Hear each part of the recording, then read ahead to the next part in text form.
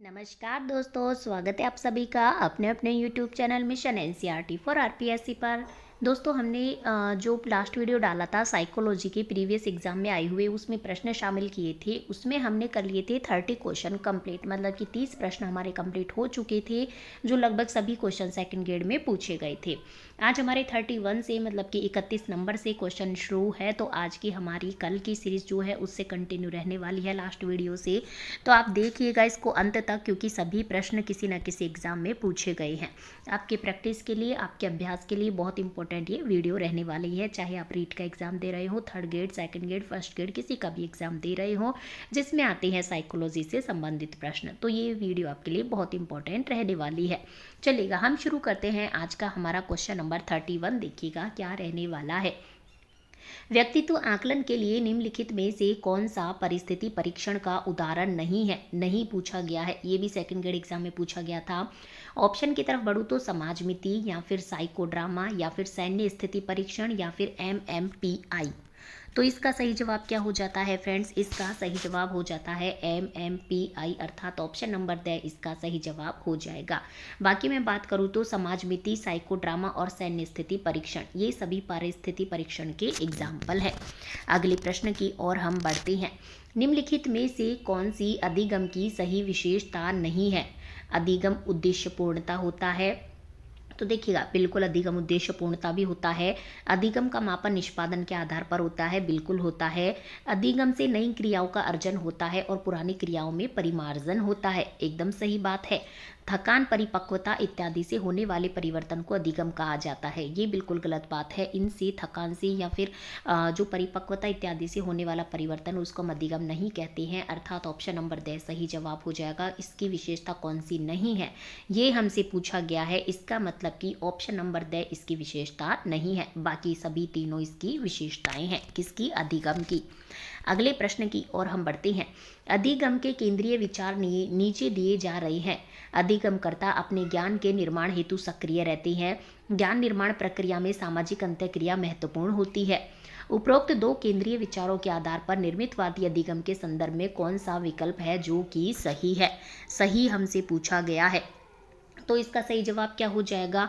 देखिएगा, अधिगमकर्ता अपने ज्ञान के निर्माण हेतु सक्रिय रहते हैं, बिल्कुल निर्मितवादी अधिगम में ये बिल्कुल होता है। हम ज्ञान का निर्माण अधिगम करता है, खुद स्वयं करता है। बाकी हम ज्ञान निर्माण प्रक्रिया में सामाजिक अंतःक्रिया महत्वपूर्ण होती है, सामाजिक अंतःक्रिया भी महत्वपूर्ण होती है, अर्थात ऑप्शन नंबर ए और बी दोनों ही इसमें क्या है फ्रेंड्स? आवश्यक है। ऑप्शन नंबर से इसका सही जवाब हो जाता है। अगला प्रश्न देखिएगा हमारा। बांडुरा के अनुसार लोग बार बार दंड प्राप्त करने वाले मॉडल के बजाय उस मॉडल को चुनना अधिक पसंद करते हैं जो अच्छे परिणाम देने में प्रवीण हो। इस कथन में अवलोकनात्मक अधिगम की कौन सी प्रक्रिया सम्मिलित है? ऑप्शन की तरफ बढ़े तो ऑप्शन नंबर ए है धारणात्मक, ऑप्शन नंबर बी है उत्पादन, ऑप्शन नंबर सी है अवधानात्मक, या फिर ऑप्शन नंबर द है अभिप्रेरणात्मक। तो इसका सही जवाब क्या हो जाता है? इसका सही जवाब हमारा हो जाता है अवधानात्मक, अर्थात ऑप्शन नंबर से इसका सही जवाब हो जाएगा। अगले प्रश्न की ओर हम बढ़ते हैं। अधिगमकर्ता के विकास के संदर्भ में निम्नलिखित में से कौन सा कथन है जो कि सही है? विकास पूर्व नामित होता है क्या? विकास अंश से पूर्ण की ओर बढ़ता है क्या? विकास रेखीय पथ पर आगे बढ़ता है क्या? विकास के सभी आयाम समन्वित होते हैं क्या? इनमें से हमसे पूछा गया है कि कौन सी कथन है जो कि सही है। तो मैं आपको बता दूं कि देखिएगा, विकास पूर्व नामित होता है क्या? बिल्कुल होता है, एकदम सही कथन ये है। आगे मैं बात करूं विकास अंश से पूर्ण की, संपूर्ण की ओर बढ़ता है क्या? बिल्कुल नहीं, ये गलत कथन हो जाता है। विकास रेखीय पथ पर आगे बढ़ता है क्या? बिल्कुल नहीं, ये तो वर्तुलाकार होता है, चारों दिशाओं में बढ़ता है। विकास के सभी आयाम समन्वित होते हैं, बिल्कुल सही बात है, अर्थात ऑप्शन नंबर ए और मतलब कथन ए और कथन डी सही है। ये हमारे कौन से ऑप्शन में दिया गया है? केवल ए व डी सही है, अर्थात ऑप्शन नंबर बी इसका सही जवाब हो जाता है। अगले प्रश्न की ओर हम बढ़ते हैं। देखिएगा, कोहलबर्ग के नैतिक विकास के सिद्धांत अनुसार परंपरागत नैतिकता के अंतर्गत आने वाली नैतिक अवस्थाओं के सही कूट का चयन कीजिए। देखिएगा, परंपरागत नैतिक जो है इसने अवस्थाएं दी थी नैतिक विकास की कोहलबर्ग ने, तो परंपरागत नैतिकता के अंतर्गत नैतिक अवस्थाओं के इनमें से कौन से कूट सम्मिलित है, ये हमसे पूछा गया है। देखिएगा, ऑप्शन नंबर मतलब कि ए में दिया गया है दंड एवं आज्ञाकारिता, बी में है सामाजिक अनुबंध, या फिर अच्छे अंतःवैयक्तिक संबंध, या फिर है सार्वत्रिक नीति परक सिद्धांत। तो इसका सही जवाब क्या हो जाता है? इसका सही जवाब मतलब कि दंड आज्ञाकारिता इससे संबंधित नहीं है, परंपरागत नैतिकता से सामाजिक अनुबंध भी नहीं है और सार्वत्रिक नैतिक परक भी नहीं है। अच्छे अंतःवैयक्तिक संबंध इसके अंतर्गत आते हैं, अर्थात केवल सी हमारे ऑप्शन नंबर से में दिया गया है, जो कि सही जवाब हो जाता है। अगले प्रश्न की ओर हम बढ़ते हैं। जीन पियाजे के संज्ञानात्मक विकास के सिद्धांत की कौन सी अवस्था में विद्यार्थी वस्तुओं या क्रियाओं की प्रतिवतरता को समझने लगता है?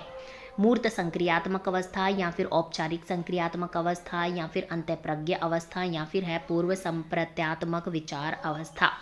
तो इसका सही जवाब क्या हो जाएगा? कौन सी अवस्था में जो संज्ञानात्मक विकास की कौन सी अवस्था में है जो बच्चा है वो वस्तु क्रियाओं की प्रतिवतरता को समझने लगता है?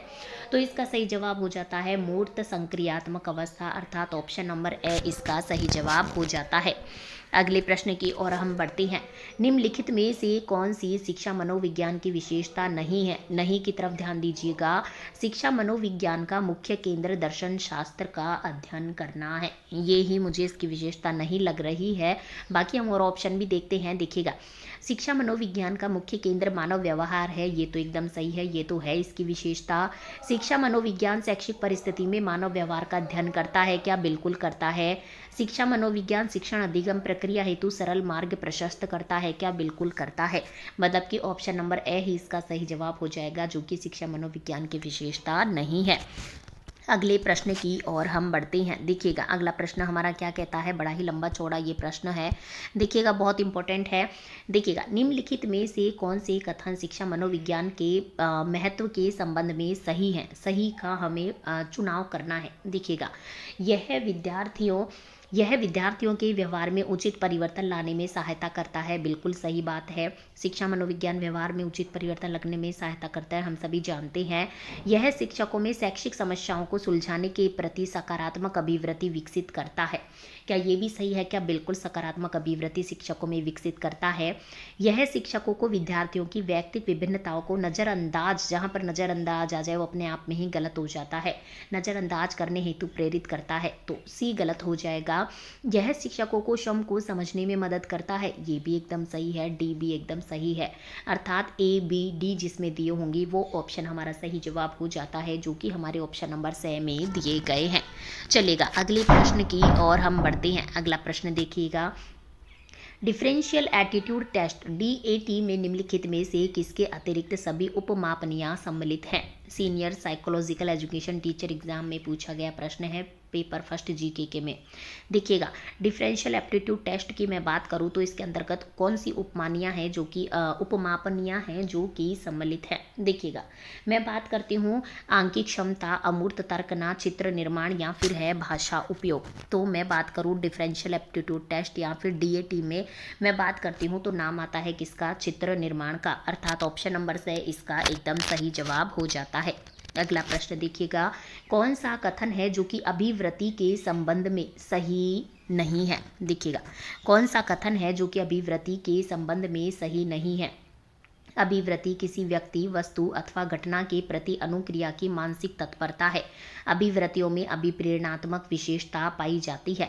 अभिवृत्ति अंतर्जात होती है। अभिवृत्ति में संज्ञानात्मक, भावनात्मक और व्यवहारात्मक घटक होते हैं। तो मैं इनमें से बात करूँ तो देखिएगा, अभिवृत्ति किसी व्यक्ति, वस्तु अथवा घटना के प्रति अनुक्रिया की मानसिक तत्परता है, ये एकदम सही बात है।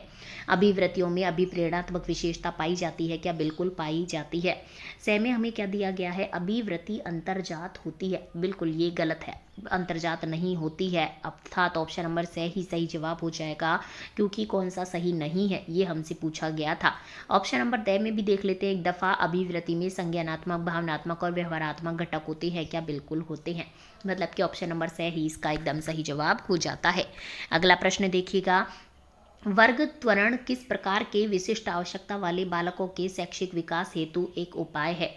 प्रतिभाशाली, धीमी गति से सीखने वाले, अपचारी या फिर अधिगम, असमर्थ या फिर निर्योग्य। तो इसका जो सही जवाब हो जाता है, इसका सही जवाब क्या हो जाएगा? वर्ग त्वरण की मैं बात करूँ तो आता है प्रतिभाशाली। किस प्रकार की विशिष्ट आवश्यकता वाले? वर्ग त्वरण मतलब कि प्रतिभाशाली बच्चों को अलग से ही इनकी वर्गों में डिवाइड करके पढ़ाना। तो देखिएगा किस प्रकार की विशिष्ट आवश्यकता वाले अर्थात प्रतिभाशाली बालकों के शैक्षिक विकास हेतु वर्ग त्वरण एक सर्वोत्तम उपाय है। अगले प्रश्न की ओर हम बढ़ते हैं। एक बालक की गणित विषय में उपलब्धि उच्च स्तर की, खेलों में रुचि औसत स्तर की, व सृजनात्मक निम्न स्तर की, जो सृजनात्मकता है उसके अंदर वो निम्न स्तर की है। तो यह एक किस प्रकार के उदाहरण है, मतलब किस प्रकार का उदाहरण है? तो देखिएगा ऑप्शन की तरफ मैं बढ़ूं तो अपेक्षित व्यक्तिक विभिन्नताओं का, अंतर व्यक्तिक विभिन्नताओं का, अंतर व्यक्तिक विभिन्नताओं का, या फिर सामान्य व्यक्तिक भिन्नताओं का। तो इसका सही जवाब क्या हो जाता है? इसका सही जवाब हो जाएगा अंतर वैयक्तिक भिन्नताओं का। ये क्या है? एक उदाहरण है कि एक बालक की गणित विषय में तो उपलब्धि उच्च स्तर की है, खेलों में रुचि औसत स्तर की और सृजनात्मकता निम्न स्तर की है, अर्थात अंतर वैयक्तिक भिन्नताओं का उदाहरण है। ऑप्शन नंबर सही इसका सही जवाब हो जाता है। अगले प्रश्न की ओर हम बढ़ते हैं। निम्नलिखित में से कौन सा तत्व अभिप्रेरणा चक्र से संबंधित नहीं है? नहीं पर ध्यान दीजिएगा। अंतर्नोद, आवश्यकता, संवेग या फिर प्रोत्साहन। तो मैं बात करूं कि अभिप्रेरणा चक्र से संबंधित कौन सा तत्व इनमें से नहीं है, तो अंतर्नोद है, आवश्यकता है, प्रोत्साहन है। लेकिन संवेग इसमें जो इससे संबंधित तत्व नहीं है, अर्थात ऑप्शन नंबर से इसका सही जवाब हो जाता है। अगला प्रश्न देखिएगा, हमारा अगला प्रश्न हमसे क्या पूछता है? निम्नलिखित में से कौन सी एक प्राथमिक अभिप्रेरकों की विशेषता नहीं है? नहीं पर ध्यान दीजिएगा। ऑप्शन की तरफ बढ़ूँ तो अंतर्जात, सार्वभौमिक, जन्मजात या फिर अर्जित। कौन सी इनमें से प्राथमिक अभिप्रेरकों की विशेषता नहीं है? तो इसका सही जवाब हो जाता है ऑप्शन नंबर तय, अर्जित है, जो कि प्राथमिक अभिप्रेरकों की विशेषता नहीं है। अगले प्रश्न की ओर हम बढ़ते हैं। निम्नलिखित में से कौन सा बाकर मेहंदी सर्जनात्मक परीक्षण का एक उप परीक्षण नहीं है? परिणाम परीक्षण, अप्रचलित उपयोग परीक्षण, पूछना और अनुमान लगाना परीक्षण, नवीन संबंध परीक्षण। तो इसका सही जवाब क्या हो जाता है? कौन सा बाकर मेहंदी सर्जनात्मक परीक्षण का एक उप परीक्षण नहीं है? तो पूछना और अनुमान लगाना परीक्षण, ये एक इसका क्या है? उप परीक्षण नहीं है, नहीं हमसे पूछा गया था, अर्थात ऑप्शन नंबर से सही जवाब इसका हो जाता है। बाकी परिणाम परीक्षण, अप्रचलित उपयोग परीक्षण, नवीन संबंध परीक्षण, ये सभी बाकर मेहंदी सर्जनात्मकता परीक्षण के उप परीक्षण है। पूछना और अनुमान लगाना परीक्षण इसका उप परीक्षण नहीं है। चलेगा, अगले प्रश्न की ओर हम बढ़ते हैं। देखिएगा, निम्नलिखित में से कौन सा एक सामूहिक शाब्दिक बुद्धि परीक्षण का उदाहरण है? आर्मी बीटा परीक्षण, या फिर है रेवेंस प्रोग्रेसिव मैट्रिसेस परीक्षण, या फिर है आर्मी अल्फा परीक्षण, या फिर वेस्लर बेलवेवु बुद्धि परीक्षण। तो इसका सही जवाब कौन सा हो जाएगा? एक सामूहिक शाब्दिक बुद्धि परीक्षण का उदाहरण कौन सा है?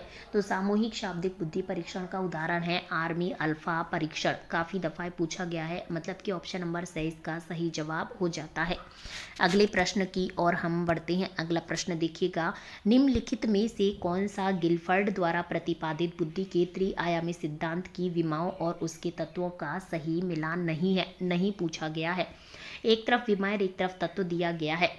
देखिएगा, विषय वस्तु प्रतीक ये एकदम सही है, संक्रिया मूल्यांकन ये एकदम सही है, उत्पाद अर्थगत क्या ये सही है क्या? बिल्कुल ये गलत हो जाएगा। उत्पाद के साथ अर्थगत नहीं आता, संक्रिया के साथ संज्ञान बिल्कुल सही है। इसका मतलब ऑप्शन नंबर से इसका सही जवाब हो जाएगा कि गिलफोर्ड ने जो त्रिआयामी सिद्धांत दिया था वो बाकी तीनों से, देखिएगा बाकी तीनों को आप देख सकते हैं, लेकिन ये इसका जो है पार्ट नहीं है, मतलब कि इन तत्वों का सही मिलान नहीं, उत्पाद और अर्थगत। ऑप्शन नंबर से इसका सही जवाब हो जाता है। अगला प्रश्न देखिएगा, ऑलपोर्ट के अनुसार व्यक्तित्व गत्यात्मक संगठन है सामाजिक तंत्र का, मनोदैहिक तंत्र का, मनोवैज्ञानिक तंत्र का, या फिर है दैहिक तंत्र का। तो ऑलपोर्ट के अनुसार मैं बात करूँ व्यक्तित्व गत्यात्मक संगठन किसका जो है वो पार्ट होता है या किसका उदाहरण है, तो सामाजिक तंत्र का है, या फिर मनोदैहिक का है, या फिर मनोवैज्ञानिक, या फिर दैहिक का। तो इसका सही जवाब क्या हो जाता है? इसका सही जवाब हो जाता है मनोदैहिक तंत्र का, अर्थात ऑप्शन नंबर 22 का सही जवाब हो जाएगा। अगले प्रश्न की ओर मैं बढ़ती हूँ तो देखिएगा, जब एक व्यक्ति द्वारा अपने कार्य या व्यवहार को किसी युक्ति का सहारा लेकर उचित सिद्ध करने का प्रयास किया जाता है तो यह रक्षात्मक युक्ति क्या कहलाती है?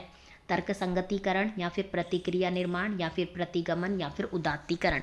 तो इसका सही जवाब क्या हो जाएगा? जब व्यक्ति द्वारा अपने कार्य या व्यवहार को किसी युक्ति का सहारा लेकर उचित सिद्ध करने का प्रयास किया जाता है तो यह कौन सी रक्षात्मक युक्ति कहलाती है? ये हो जाता है, मतलब कि क्या होता है, हम तर्क देते हैं उसमें, ठीक है, किसी युक्ति का सहारा लेकर हम तर्क देंगे तो अर्थात तर्क संगतीकरण, मतलब कि ऑप्शन नंबर ए इसका एकदम सही जवाब हो जाता है, तर्क संगतीकरण। ठीक है, तो चलिएगा फ्रेंड्स, हमने आज की वीडियो में कंप्लीट कर दिए हैं 50 प्रश्न, जिसमें से 30 प्रश्न हमने लास्ट वीडियो में और 20 प्रश्न या 20 प्रश्न हमने इस वीडियो में कंप्लीट किए हैं, जो कि हमारे सभी प्रश्न जो है साइकोलॉजी के, ये सभी प्रश्न किसी न किसी एग्जाम में पूछे गए हैं। तो आप किसी भी कॉम्पिटिशन एग्जाम की तैयारी कर रहे हो, चाहे रीट हो, चाहे first grade, second grade, third grade हो, आपके लिए वीडियो बहुत इंपॉर्टेंट रहने वाली है। यदि अभी तक भी आपने चैनल को सब्सक्राइब नहीं किया है तो चैनल को सब्सक्राइब कीजिएगा, ताकि आपको इसी तरह के इंपॉर्टेंट वीडियोस के नोटिफिकेशन सबसे पहले मिल सके। अपने फ्रेंड्स ग्रुप में भी शेयर कीजिएगा ताकि सभी को इसका लाभ मिल सके। धन्यवाद फ्रेंड्स, हम मिलते हैं नेक्स्ट वीडियो में। यदि वीडियो पसंद आए तो जाते जाते एक लाइक भी कर जाइएगा। धन्यवाद।